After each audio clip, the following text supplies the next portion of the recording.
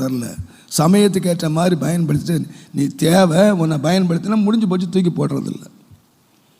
ஒருவனை உபயோகப்படுத்துவதற்கு முன்பதாக அவனை உடைக்கிறார், அவனை நொறுக்குகிறார், அவனை சின்ன பின்னமாக நொறுக்கி, ஆண்டவரே இதுக்கு மேலே என்னால் முடியாது என்ற நிலை வரும் பொழுது அவனை உருவாக்கி கர்த்தர் அவனை கரத்தில் எடுத்து பயன்படுத்துகிறார். இதுதான் உண்மை.